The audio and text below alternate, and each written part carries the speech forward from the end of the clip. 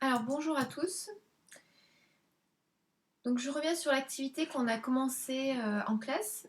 Le problème de départ, c'était pourquoi l'intérieur des canettes de soda est-il verni? Donc on avait réfléchi un petit peu là-dessus.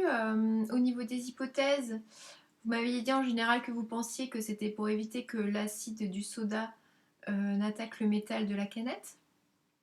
Et on avait regardé une petite vidéo dans laquelle on voyait que lorsqu'on plaçait une canette dans de l'acide chlorhydrique, un acide assez fort, on observait des bulles de gaz se former. Et puis à la fin de l'expérience, le métal avait pratiquement disparu. Donc on s'était dit qu'il s'était certainement produit une transformation chimique parce que le métal semblait avoir disparu et un gaz était apparu. Donc ça, c'est bien une transformation chimique, lorsqu'on a des espèces qui disparaissent et d'autres qui apparaissent. Dans la suite, je vous avais demandé de réfléchir à 3 expériences que l'on pourrait réaliser pour identifier les produits qui se forment, c'est-à-dire les substances qui se forment. Alors, étant donné qu'on avait des bulles de gaz qui se formaient, on pouvait réaliser déjà quelques tests pour savoir de quel gaz il s'agissait.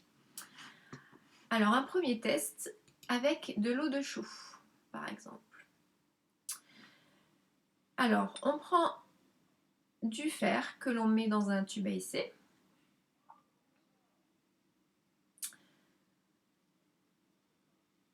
Ensuite, on va rajouter de l'acide chlorhydrique qui va remplacer en fait l'acide qui est contenu naturellement dans le Coca-Cola.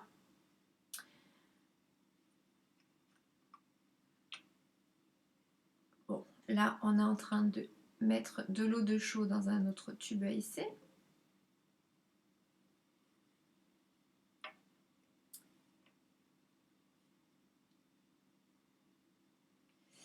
Donc, on rajoute l'acide chlorhydrique. Alors, on prend des gants pour le manipuler parce que vous avez vu sur l'étiquette, l'acide est corrosif.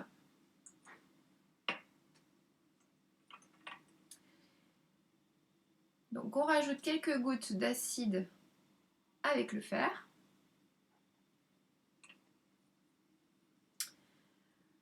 On va rajouter ce qu'on appelle un tube à dégagement qui va conduire le gaz qui est en train de se former lorsqu'on a mis le fer avec l'acide. Il va conduire ce gaz jusqu'à l'autre tube à essai dans lequel on a placé de l'eau de chaux.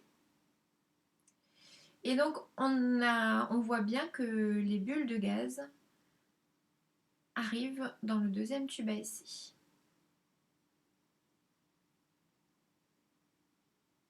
Voilà, on a des bulles aussi dans le premier tube.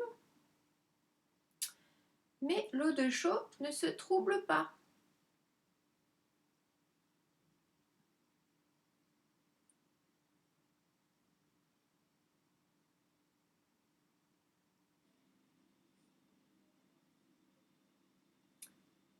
Voilà, le liquide est toujours incolore. On n'observe pas du tout de trouble en ce qui concerne l'eau de chaux.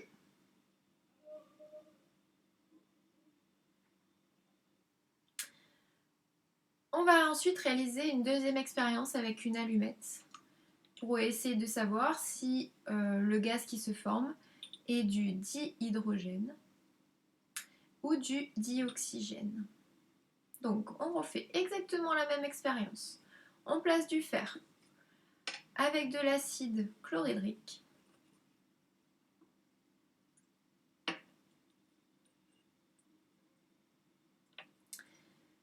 On met un petit bouchon pour récupérer le gaz qui est en train de se former dans le tube à essai. Enfin, pour récupérer. Afin que le gaz qui est dans le tube qui est en train de se former reste bien à l'intérieur. Et puis, on attend quelques minutes et on va approcher une allumette incandescente au-dessus du tube.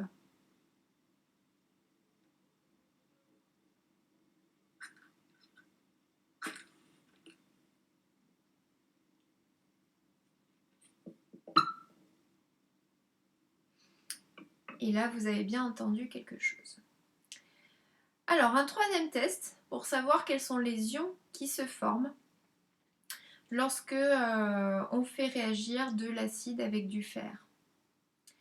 Donc là, on va filtrer la solution que l'on obtient lorsque la réaction est pratiquement terminée, parce que sinon, on ne pourra pas observer la couleur du précipité qui se forme.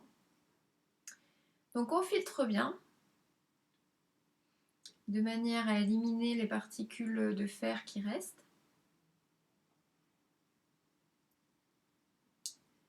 Et puis, pour essayer d'identifier quels sont les ions présents, on va rajouter un petit peu de soude.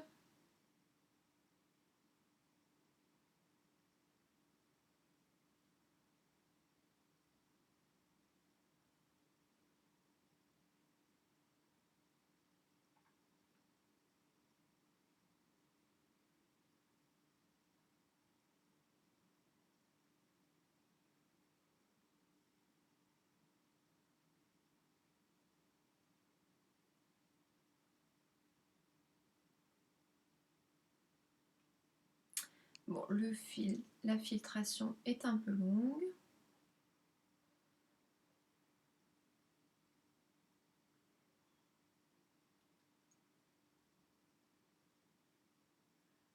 Allez, on va rajouter quelques gouttes de soude, toujours avec des gants parce que vous avez vu le pictogramme de sécurité qui indique que la soude est un liquide irritant pour les yeux et la peau. Donc on a bien notre liquide que l'on a obtenu après la filtration. On rajoute quelques gouttes de soude et on observe le précipité se former. C'est un précipité de couleur verte. Donc voilà les résultats que l'on obtient. Un petit bonus pour vous faire un clin d'œil à ce que vous avez observé en classe. Voilà. Allez, je vous souhaite bon courage pour la fin de l'activité. À bientôt!